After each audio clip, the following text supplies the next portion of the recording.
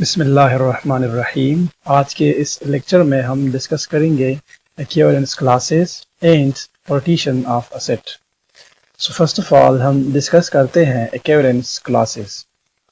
Let us suppose that आज जो है ये हमारे पास एक इक्विवेलेंस रिलेशन है on a set A and that ये x जो है ये इस सेट ए का एक आर्बिट्रेरी एलिमेंट है। सो इसी x के इक्विवेलेंस क्लास को हम इस तरह डिनोट करते हैं और ये एक ऐसा सेट होता है जिसके अंदर सेट ए के वो तमाम एलिमेंट्स शामिल होते हैं जो इस x के साथ रिलेटेड है।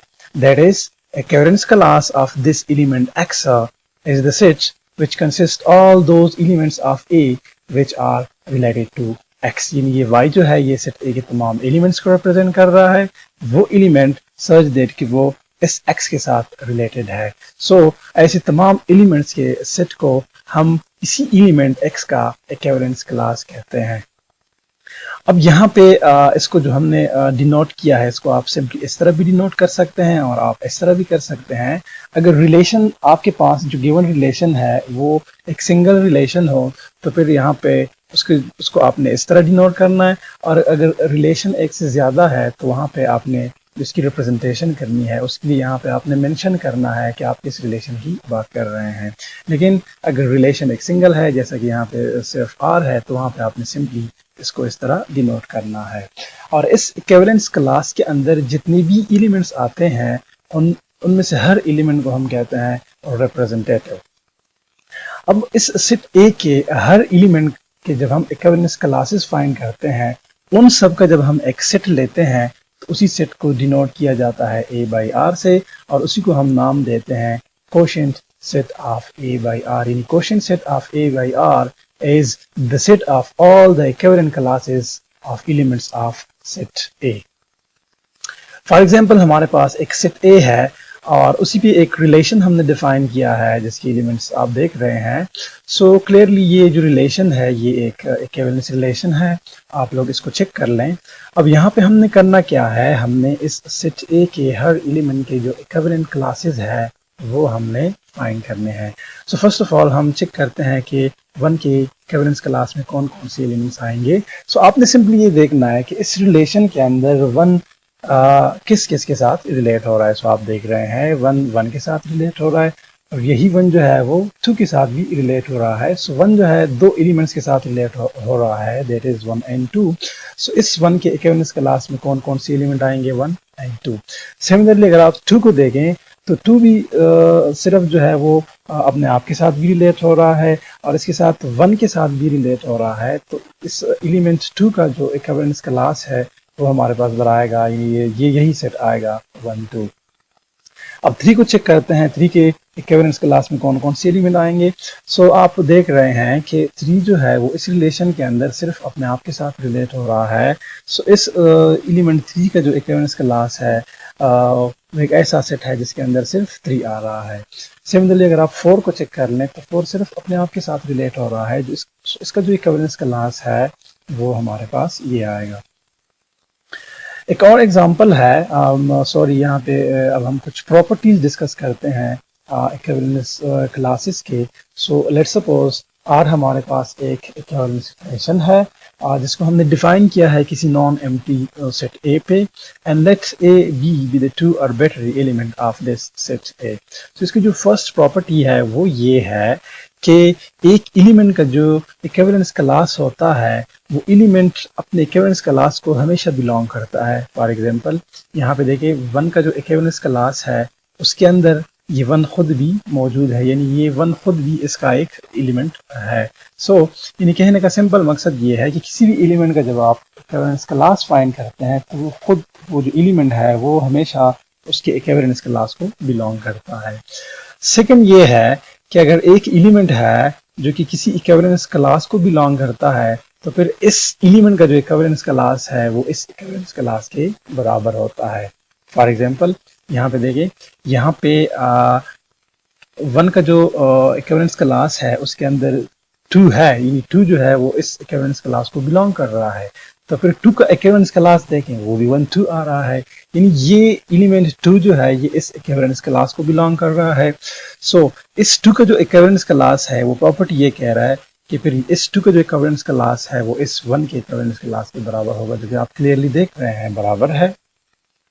इसकी जो थर्ड प्रॉपर्टी है वो ये है कि अगर दो एलिमेंट के इक्विवेलेंस क्लासेस बराबर है, यानी अगर आपके पास दो आइडेंटिकल इक्विवेलेंस क्लासेस है, तो इससे जो एक ऑर्डर पेयर बनता है, यानी यहाँ पे एक इक्विवेलेंस क्लास ए है, दूसरा बी है और दोनों बराबर है, तो इसका जो ऑर्डर पेयर आएगा वो हमारे पास ए बी आता है। तो वो आपका जो गिवन रिलेशन है वो उसको मस्ट बिलोंग करता है। जैसा कि यहाँ पे आप देखें, ये जो दो इक्विवेलेंस क्लासेस हैं, अगर आप देखेंगे दोनों बराबर है, तो इन दोनों से जो ऑर्डर पेयर बनेगा यानी 1 2, सो वो इस आर के अंदर होना चाहिए। सो क्लियरली देखिए वो 1 2 जो है वो इस आर के अंदर मौजूद है। जो लास्ट प्रॉपर्टी है वो ये कहता है कि two equivalence classes are either identical और डिसजॉइंट, यानी दो इक्विवेलेंस क्लासेस या इक्वल होते हैं, आइडेंटिकल होते हैं, सेम होते हैं, या वो डिसजॉइंट होते हैं, मींस उसके अंदर कोई भी एलिमेंट्स जो है वो कॉमन नहीं होता, उसका इंटरसेक्शन जो है वो हमारे पास एम्प्टी आता है। जैसा कि एग्जांपल में आप यहाँ पे देखें, यहाँ पे देखिए ये दो क्लासेस जो है ये आपस में आइडेंटिकल है, और ये दो आइडेंटिकल नहीं है तो फिर इसके अंदर कोई भी एलिमेंट जो है वो हमारे पास कॉमन नहीं है। अब एक और एग्जांपल है कि लेट्स सपोज दैट आर हमारे पास एक इक्विवेलेंस रिलेशन है और उसको हमने डिफाइन किया है प्लेन के ऊपर। और डिफाइन हमने कैसे किया है, अब देखिए अब यहाँ पे दो एलिमेंट्स हमने लिए हैं, एक एक्स वाई है, दूसरा ए बी है, ये दो एलिमेंट्स है। क्यों, देखिए अब यहाँ पे चूंकि हमारे पास प्लेन है तो प्लेन के अंदर जितनी भी एलिमेंट्स होते हैं वो हमेशा ऑर्डर पेयर के फॉर्म में होते हैं। सो लिहाजा एक एलिमेंट हमने एक्स वाई लिया है प्लेन से, और दूसरा एलिमेंट जो हमने लिया है वो ए भी लिया है। अब इसका जो रिलेशन है वो किस तरह है, किस तरह डिफाइन हुआ है, X square plus Y square is equal to A square plus B square. What does it mean, इसका क्या मतलब है। अब लेफ्ट साइड पे देखिए X square plus Y square, X square plus Y square क्या होता है प्लेन में, यानी X square plus Y square का मकसद है distance between X Y and the origin, यानी एक्स वाई और ओरिजिन के दरमियान जो डिस्टेंस है उसको हम लिखते हैं X square plus Y square. Similarly A square plus B square से क्या मुराद है, distance from the point A B to the origin, यानी दैट इज ये जो रिलेशन हमने बनाया है इसके अंदर वो एलिमेंट्स आएंगे कि जिसको ओरिजिन से डिस्टेंस जो है वो सेम हो। यहाँ पे ये आप लोगों ने खुद चेक करना है सबसे पहले कि ये रिलेशन जो है ये एक इक्विवेलेंस रिलेशन है। अब हमने यहाँ पे क्या करना है, हमने यहाँ पे इक्विवेलेंस क्लासेस फाइंड करने हैं, यानी ये जो प्लेन है इसके अंदर जितनी भी एलिमेंट्स है उन सब के इक्विवेलेंस क्लासेस क्या आएंगे। सो लेट्स सपोज अगर हम एक आर्बिट्ररी एलिमेंट ले लें एक्स वाई, तो इस एक्स वाई के इक्विवेलेंस क्लासेस क्या आएंगे। अब देखिए अब बाय जो रिलेशन हमारे पास डिफाइन है कि यानी दो एलिमेंट्स उस वक्त एक दूसरे के साथ रिलेटेड होंगे अगर उन दोनों के जो डिस्टेंसेस है फ्रॉम द ओरिजिन वो सेम होने चाहिए। अब यहाँ पे हम एक्स वाई की इक्विवेलेंस क्लास फाइंड करना चाहते हैं, तो एक्स वाई की इक्विवेलेंस क्लास के अंदर इस प्लेन के वो सारे एलिमेंट्स, वो सारे पॉइंट्स आएंगे कि जिसके डिस्टेंसेस ओरिजिन से सेम हो। सो the sets of points in the plane which have the same distance from the origin.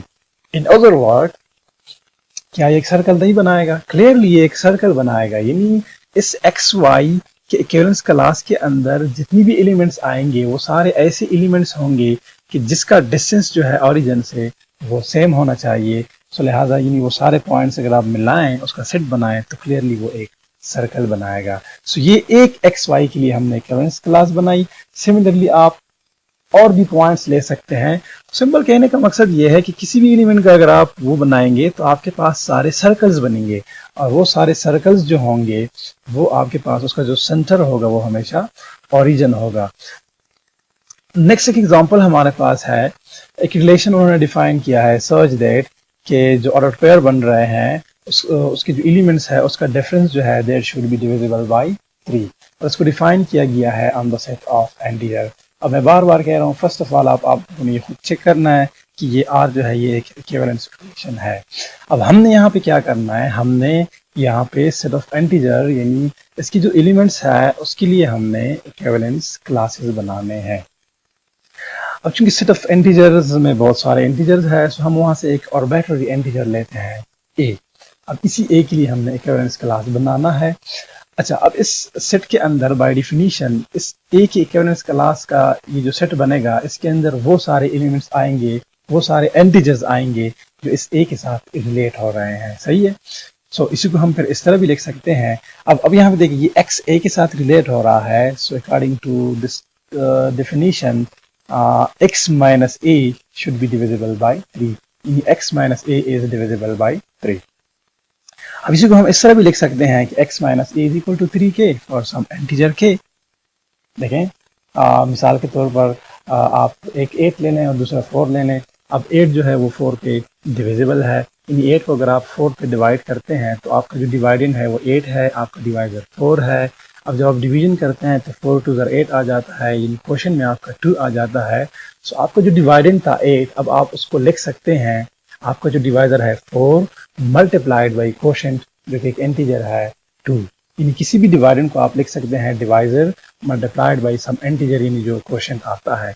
सो यहाँ पे चूंकि x माइनस a जो है वो 3 पे डिविजिबल है, यानी ये आपका डिवाइडेंड है। सो इसको आप लिख सकते हैं डिवाइजर मल्टीप्लाइड बाई क्वोशेंट जो कि एक सम इंटीजर आएगा। सो k वही इंटीजर है। अब इसी को फर्दर अगर आप रीअरेंज कर लें तो हम लिख सकते हैं कि x is equal to 3k plus a, यानी ये a का जो इक्विवेलेंस क्लास बन रहा है इस सेट के अंदर वो तमाम इंटीजर आएंगे जो इस फॉर्म में हो, that is 3k plus a। अब अगर पर्टिकुलर हम a को वैल्यू 0 दे दें तो ऊपर जो सेट है वो हमारे पास बनेगा x is equal to 3k। So यहाँ पे आप k को वैल्यूज दे दें, मतलब k कोई सा भी एक इंटीजर है इसको आप वैल्यू दे दें, 0 का जो इक्विवेलेंस क्लास है वो हमारे पास ये बनेगा। सिमिलरली आप 1 का भी कर सकते हैं, यानी 1 का आप कैसे करेंगे, यहाँ पे जहाँ पे a है वहाँ पे आप 1 लिख लें तो आपके पास ये आ जाएगा 3k प्लस 1। अब k को आप डिफरेंट वैल्यूज दे दें, k एक इंटीजर है। सो 1 के लिए इक्विवेलेंस क्लास हमारे पास ये बनेगा। सिमिलरली आप a की जगह पे 2 पुट कर लें तो 2 के लिए जो इक्विवेलेंस क्लास है वो हमारे पास ये बनेगा। अब इन 3 इक्विवेलेंस क्लासेस के अलावा और इक्विवेलेंस क्लासेस नहीं आ सकते, नहीं होंगे। वो उसकी वजह ये है कि ये जो 3 इक्विवेलेंस क्लासेस है ये सारे इंटीजर्स को कवर कर रहे हैं। सही है। सो लिहाजा यही 3 हमारे पास इक्विवेलेंस क्लासेस है। अब हम आते हैं partitions of a set. Let us suppose that हमारे पास एक सेट है A और ये A1, A2, A3 up to AK, ये सारे इस A के नॉन एम्प्टी सबसेट्स हैं। अब इन सब का अगर हम एक कलेक्शन ले लें, एक सेट ले लें, तो इसी को हम इस A का पार्टीशन कहेंगे अगर ये 3 प्रॉपर्टी सेटिस्फाई कर लें। वो क्या? वो ये है कि फर्स्ट ऑफ ऑल ये सारे जो सबसेट्स है ये नॉन एम्प्टी होने चाहिए। ठीक है। सेकंड कंडीशन ये है कि उनमें से कोई भी 2 डिफरेंट सबसेट अगर आप लेते हैं तो उसका इंटरसेक्शन एम्प्टी आना चाहिए, यानी कोई भी 2 डिफरेंट नॉन एम्प्टी सबसेट्स जो आपने लिए हैं वो डिसजॉइंट होने चाहिए। और थर्ड कंडीशन ये है कि ये इन सब का जब आप यूनियन लेते हैं तो इन सब का यूनियन इस A के बराबर आना चाहिए। फॉर एग्जाम्पल हमारे पास एक सेट A है और यहाँ पे एक रिलेशन डिफाइन किया गया है जो कि इसके बराबर है। अब ये जो रिलेशन है ये आप खुद चेक कर लें, ये एक इक्विवेलेंस रिलेशन होगा। और अगर ये इक्विवेलेंस रिलेशन है तो इसका जो इनवर्स है R इनवर्स वो भी एक इक्विवेलेंस रिलेशन होता है, जो कि हमने प्रूफ किया था ऑलरेडी। अब ये किसके बराबर होगा ये भी आप मेरे ख्याल में कर सकते हैं, यानी इस R के हर ऑर्डर पेयर को रिवर्स कर लें तो R इनवर्स इसके बराबर आ जाएगा। अब यहाँ पे असल में करना हमने ये है कि इस रिलेशन से ये जो R इनवर्स है यहाँ से हमने इस सेट A के लिए एक पार्टीशन सेट बनाना है। तो वो पार्टीशन सेट हम कैसे बनाएंगे? अच्छा, अब यहाँ पे आपने क्या तरीक़ाकार अपनाना है, आपने ये करना है कि इस रिलेशन से सेट A की एलिमेंट्स की जो इक्विवेलेंस क्लासेस बन रहे हैं वही बेसिकली आपके लिए एक पार्टीशन बनाएगा। कैसे? अब देखिए यहाँ पे अगर हम 1 के लिए इक्विवेलेंस क्लास बनाना चाहें तो उस सेट के अंदर कौन कौन सी एलिमेंट आएंगे? देखिए 1 खुद अपने आप के साथ रिलेट हो रहा है और दूसरा 2 के साथ रिलेट हो रहा है, तो 1 के इक्विवेलेंस का जो क्लास है उस सेट के अंदर ये 2 एलिमेंट्स आएंगे। सो एक सेट ये है। दूसरा, अब आप 2 का इक्विवेलेंस क्लास फाइंड कर लें तो टू का इक्विवेलेंस क्लास अगर हम इस रिलेशन के अंदर देखते हैं तो टू खुद टू के साथ रिलेट हो रहा है और वन के साथ रिलेट हो रहा है, तो वो भी यही सेम सेट आता है 1 2। सो दो बार लिखने की ज़रूरत नहीं है क्योंकि ऑलरेडी हम 1 2 लिख चुके हैं। अब 3 की तरफ आए। अब 3 जो है सिर्फ और सिर्फ अपने आप के साथ रिलेट हो रहा है। 3 का इक्विवेलेंस क्लास में सिर्फ ये 3 आएगा। और 4 अगर आप देखें 4 5 को, तो 4 4 के साथ और 4 5 के साथ भी रिलेट हो रहा है। सिमिलरली 5 खुद 5 के साथ और 5 4 के साथ, यानी 4 और 5 दोनों का जो इक्विवेलेंस क्लास है वो ये वाला सेट आ रहा है 4 5। सो यही जो 3 सेट है इसी को आप एक सेट के अंदर लेके लें, यही बेसिकली आपको इस ए का एक रोटेशन सेट देगा। अब क्लियरली ये 3 सेट्स आप देखें, ये तीनों नॉन एम्प्टी भी है। इनमें से किसी भी दो का जो इंटरसेक्शन है वो भी एम्प्टी है, यानी डिसजॉइंट है सारे, और इन तीनों का यूनियन जो है वो आपको सेट ए दे रहा है। सो लिहाजा ये पी जो है ये इस सेट ए का एक रोटेशन है।